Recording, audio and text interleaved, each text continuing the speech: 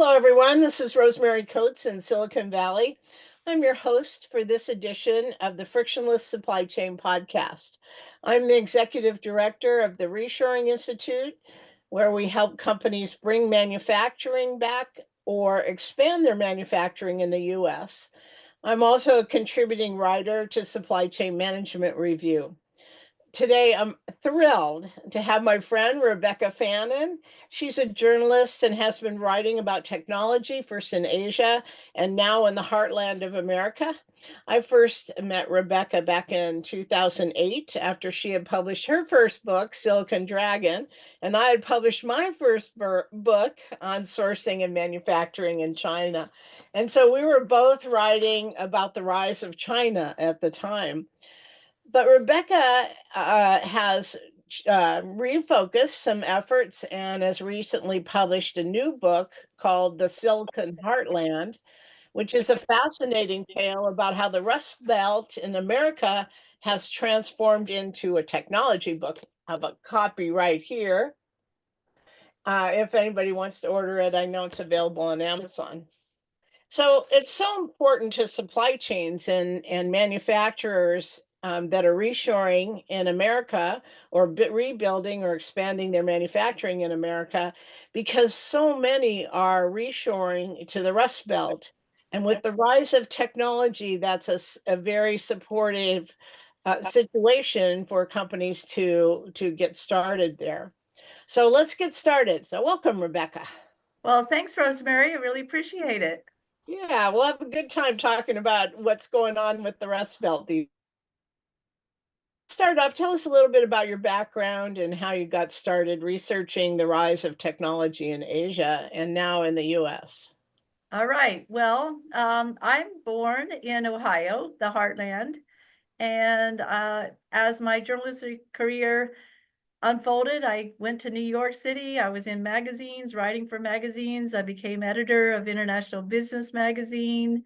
I got to go to Hong Kong for the first time, and I began to see what was happening in Asia. And I have a nose for news, so I'm always trend spotting. Back then, early on, I saw the development of Asia, of China, and I went to China and I interviewed many, many leaders in China, investors, entrepreneurs, including Jack Ma of Alibaba, Neil Shen of Sequoia, the leading Sandhill Road investors who were going to China at the same time and investing all over in new technologies. So I was on the cutting edge there in China for many years. And my first book, Silicon Dragon, came out in 2008. I basically used the Silicon Dragon platform to launch a media venture, which has newsletters and events, and have continued following my nose for news into other markets, including Southeast Asia, Israel, the Heartland now. As my most recent book, Silicon Heartland, talks about the trend of the Rust Belt, which lost all these manufacturing jobs to China and to Asia and to Mexico, now rebuilding. And the timing is really good because we've seen a lot more money and a lot more energy going into rebuilding manufacturing in places like Youngstown and Pittsburgh and Flint and Cleveland, and these places that were so impoverished when the jobs left. And so we need this as a country to restore, making America great again. Yeah, so your newest book, Silicon Heartland, you've captured this phenomena. What's happening in the Rust Belt? I mean, is it just the rise of, say, software development, or is it all kinds of technologies that's going on there? Well, it's different, very different from Silicon Valley, which tends to be focused more lately on AI, but Yeah. also software. In the Heartland is so much about nuts and bolts. It's Yeah. factories, it's 3D printing, it's robotics, it's advanced manufacturing, it's electric vehicles, it's it's things that can rust. So Yeah. it's even in the steel industry, new ways of making steel. You know, we saw our steel industry collapse as well. So this is all about rebuilding old technologies with new technologies and creating new jobs and training people for those new jobs. And also bringing back jobs from overseas, which I know you write a lot about the reshoring aspect of it as well. Yeah. Well, so interesting. Tell me about your process as you're going through this. You've interviewed various leaders and so forth along the way that are describing what's happening in the Rust Belt? Well, it was for many years that I went to China and went to Asia at least 4 times a year. So I kept United Airlines and many airlines very busy. And I remember one time I was in Shanghai and you were there too with an event, and I yeah, came to your event in Shanghai. It was very interesting. yeah, I mean, there were a circle of people who were traveling like that and who were innovators, who were definitely knowing this story and being part of it, participating in it. And so this circle still exists, although the geographies change. Many people have come back to the United States or come back to Western markets from China. But in those days, it was tremendous activity in China, real entrepreneurial culture building, accelerators, incubators, venture capitalists. I was covering venture capital in Silicon Valley before I started going to China because I was the international editor at Red Herring magazine. You The work for the Financial Times also, right? Actually I write for CNBC. Okay. Yeah, but also was a Forbes columnist for 10 years. So anyhow, I was always following venture capital. And I knew many of the leading venture capitalists from Silicon Valley. And uh, I basically um, looked at where they were investing, interviewed them, went to those markets, interviewed them in person in those markets, and interviewed their portfolio company founders and got a sense of what was going on in the markets. Now I've done the same thing for the Heartland, and that happened during COVID. Wow. Yeah, so during COVID, I couldn't travel anymore. So, but I had this idea in the back of my mind a year before I actually even started the research that there was something happening in the heartland. And I'm from the heartland, so I could see it. I go back to the Ohio many times a year these days, and had been for years, but even more so these days. But I started seeing kind of a resurgence of some of these places were really hit hard. Extreme poverty, extreme joblessness, the culture of diminished expectations, no hope. But And then, that's because most of the industries was moving offshore, right? During yeah, the early two, and it left sort of hollowed out manufacturing in the Rust Belt, so there wasn't much left. Is that right, what you saw? Yeah. exactly. And then when this new economy began developing around digital, new jobs began to be created. And now we have this manufacturing and digital combined in the heartland. And so that's a really good trend. And so I've been writing about that. So during COVID, instead of flying around, I drove around. Um, Okay. so I put about 10,000 miles on my car, driving from New York City to Buffalo to Cleveland, Flint, all over um, for several months, and a second follow-up trip into Appalachia as well, Kentucky and West Virginia, and interviewing mayors and town champions and investors and entrepreneurs to get a good sense of what was going on. And actually, the story kept building. The more I got into it, I thought, wow, this is more than just, articles. This is a big trend. This ought to be a book.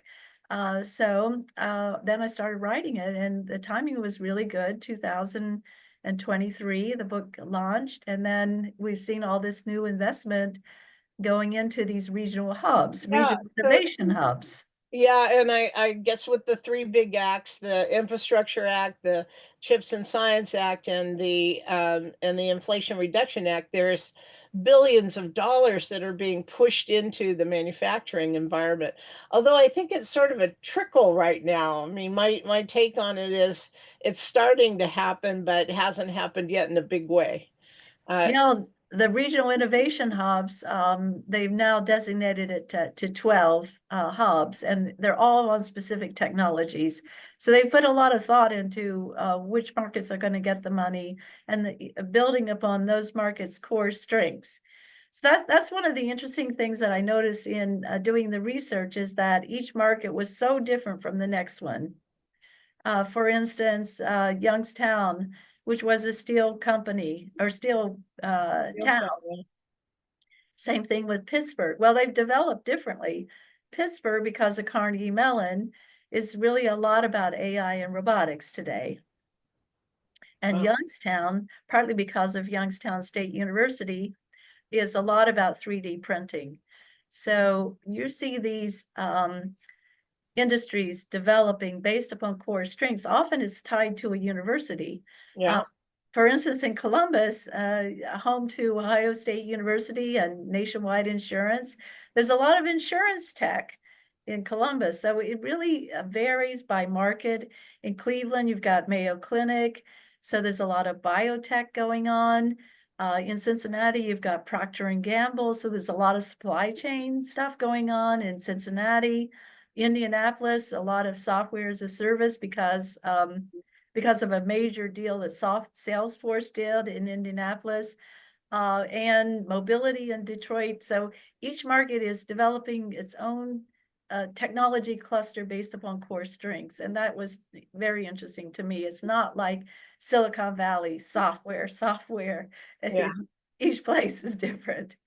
Why do you think that the Rust Belt was redeveloped in that way? I mean, what triggered it? Is it simply the investment by the U.S. government, or what caused this trend? It's quite interesting to figure out, how this happened and how we can repeat it maybe in other markets. Well, that's right. I mean, it takes a lot of cylinders all going at the same time. The university anchors, the town leaders have to want to make it happen. Like for instance, the mayors, often a state capital where the seat of government is, tends to be a place where there's a lot of progressive action. So I think in some places, venture capital has had an impact.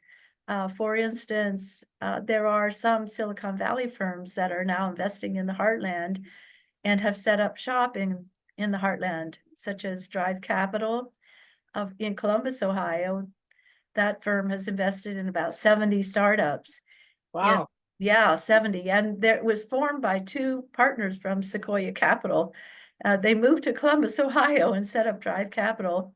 And Wow, yeah, that they got money from Ohio State University. I mean, the money has to come from somewhere. So often there's a right. university that is an anchor investor in wanting to um, transition these economies. Yeah, that's really interesting because I don't think that's a very well-known fact that so many universities have investment funds as they're seeing trends happen. Like Stanford, for example, here in Silicon Valley, does a lot of investing in startups. So they have funds available to help, particularly students that have an idea and are going to start up in that regard. I Yeah, I see a lot of my clients too have um, reason to be connected with a university. I had a water filtration client a couple of years ago that wanted to locate near universities that were doing bioengineering and could do some deep dive into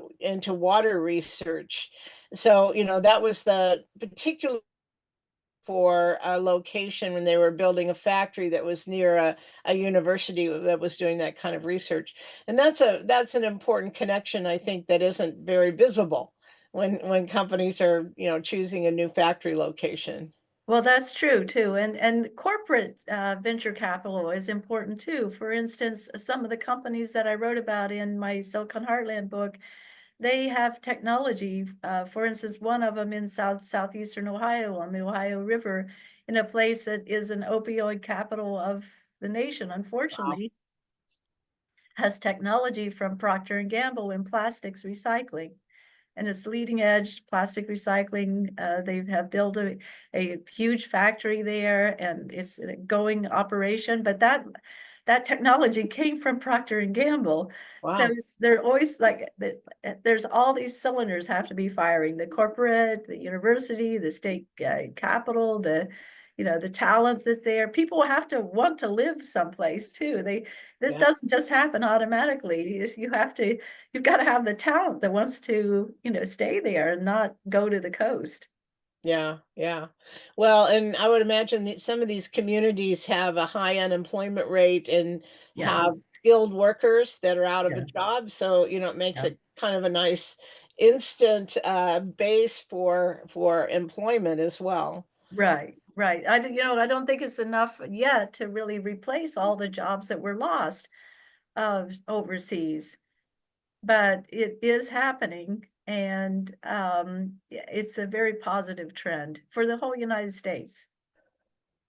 Yeah. So, can you tell us about a few famous people you've interviewed along the way? I know lots in China, and some in the U.S. So, give us a few examples of famous people you've been able to talk to while you were doing all of this research over the past 25 years or so. Well, John Chambers comes to mind, the head of Cisco for many, many years. Cisco was as famous as NVIDIA is today, Yeah. and it was the stock market darling for many years. And John Chambers ran that. He's originally from West Virginia, and he's quoted in my book quite liberally because he's very quotable, but also because he speaks from the heart, and he's also giving back to the region. He's set up a venture capital unit in West Virginia, which desperately needs that at West Virginia University, his alma mater. And he is out there all the time talking to students and young people about the opportunities in some of these most impoverished areas. So John Chambers, I give him high marks. There are other people like that. The former CEO of Intuit in Silicon Valley. He actually moved from Silicon Valley back to West Virginia, his Wow. home state, and became president of Marshall College in West Virginia. And so he's also leading change. This is somebody, who had one of the top leaders in Silicon Valley. Intuit was one of the most successful companies. And he left Silicon Valley to go back to his home state to help revive it. And he's also been behind this whole initiative to relocate people to the state and actually pay them to Wow. move there. So, but these are, it's a real contest. You've got to apply for it. There's the people are selected every year, and then what they intend them to do is to come to the market, settle there, and help to create this entrepreneurial culture from within. Wow. And so, yeah, so that's a big initiative that he has helped to start in West Virginia. John Chambers was behind that too. There's other people like Albert Ratner of Cleveland. He's from Cleveland. He's a major industrialist who's known as Mr. Cleveland because Okay. he's invested so much money in Cleveland. But anyhow, when I interviewed him, um, it was very interesting to me that he is helping these young people who are at NPOs or nonprofit organizations and non-government organizations to help them figure out strategies to retrain workers in their areas. So Yeah. I give him high marks. There are other You know, people we going always back. say, yeah, I mean, there's a low unemployment rate in the US right now, and there are a lot of job openings, particularly in manufacturing. Yeah, And we always say it's not that we have unemployable people, it's that they don't have the right skills. Right, And the skills, as technology changes and manufacturing evolves, so the workers have to evolve right, and get retrained on new skills, new right, technologies, right. new machines that they'll be using. Sure. Everybody, I mean, back in, when I started my career, manufacturing was like a big dark hole sort of. Yeah, In today's environment, manufacturing, has computers at every station. yeah, People have to know how to operate various software as they're moving right, their production along the line, right. to quality check or to test things or to move inventory from one place to another. They have to know how to communicate via email. You Yeah, These are skills that my grandfather worked in steel production, and these are skills that he would never have imagined.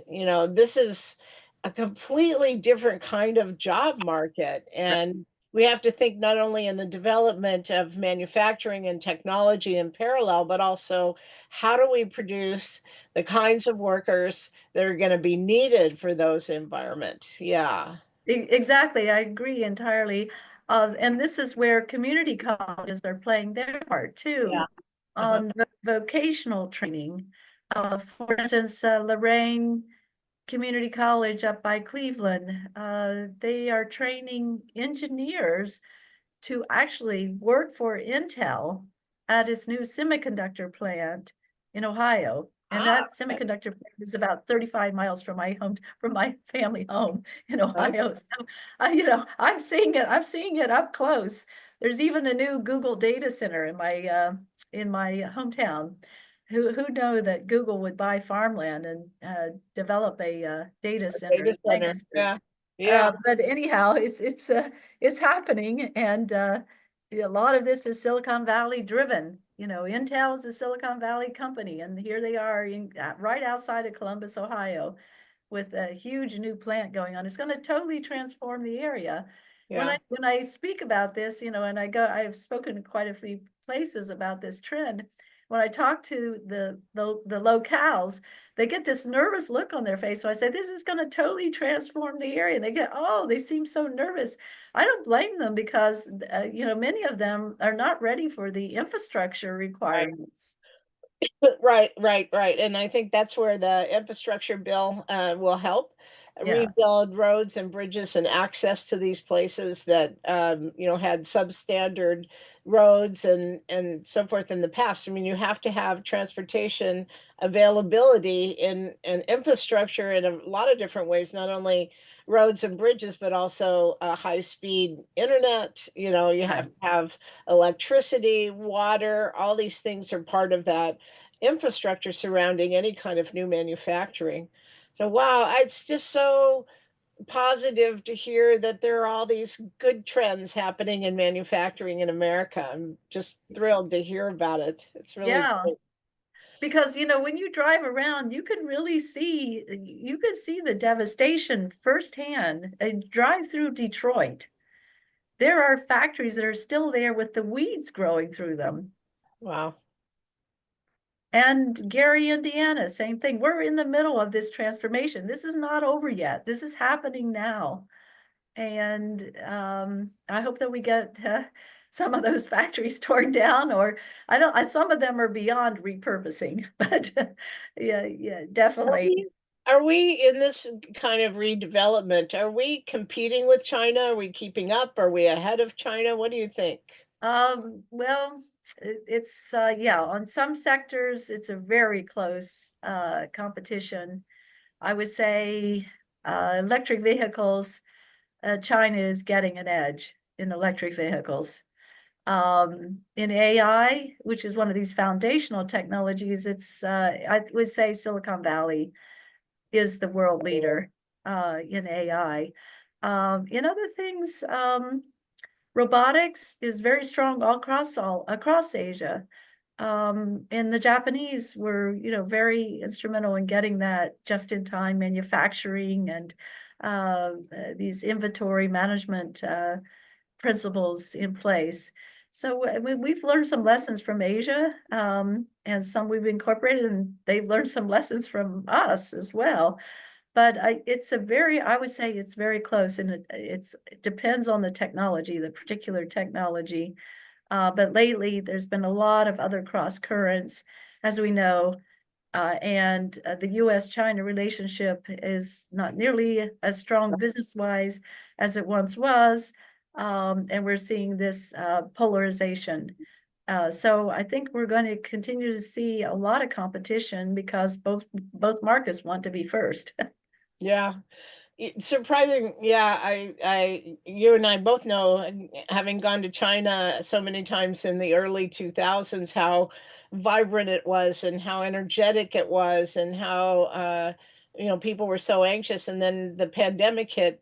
I had an opportunity to go to China a couple of months ago in July, with a trade group, and I was a little hesitant, I gotta say.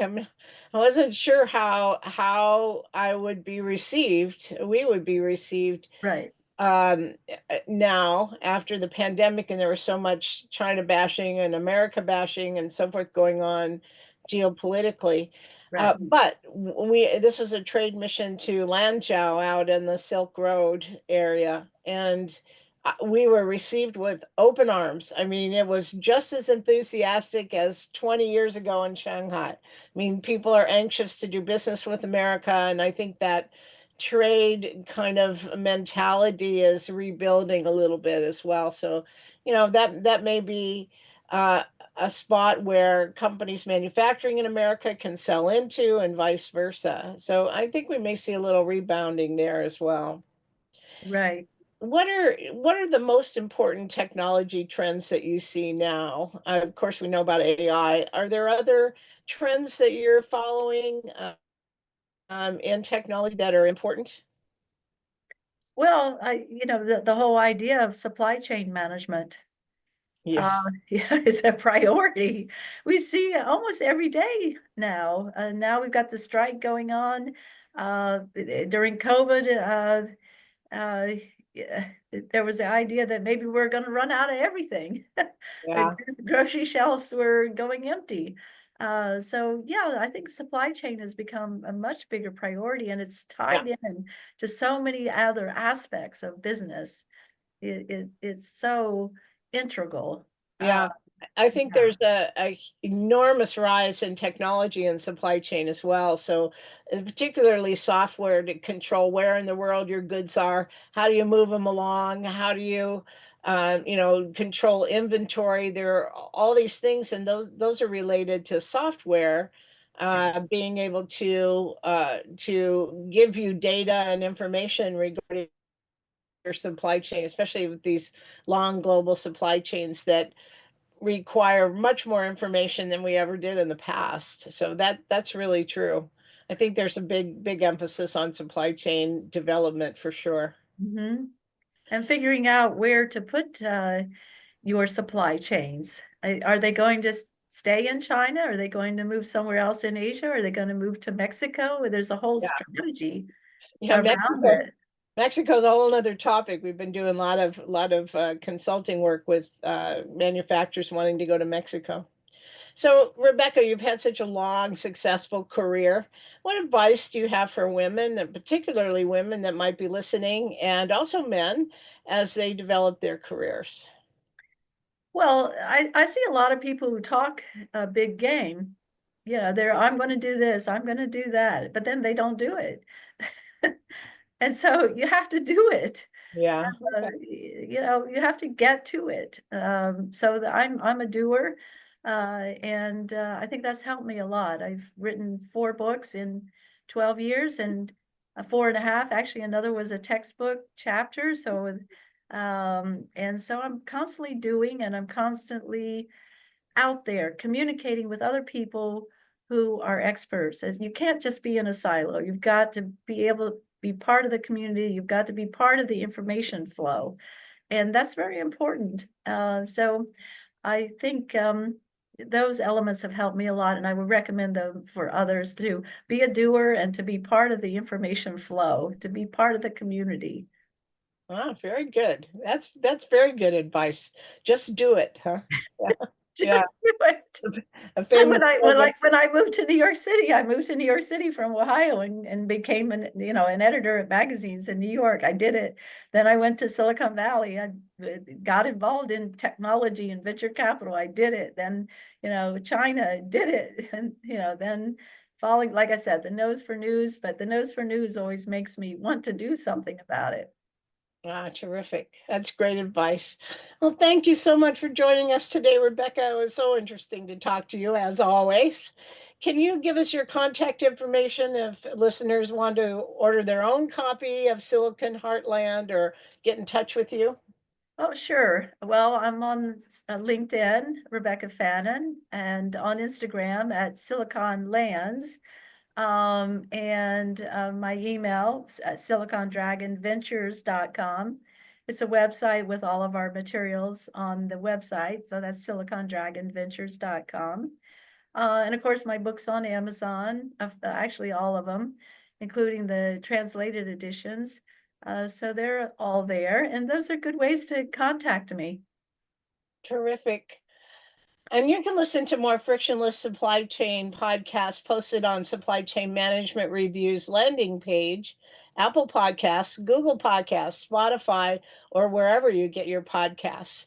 And you can reach me, Rosemary Coates, at rcoates@reshoringinstitute.org and visit our website, www.reshoringinstitute.org, where we publish all of our research on manufacturing in America.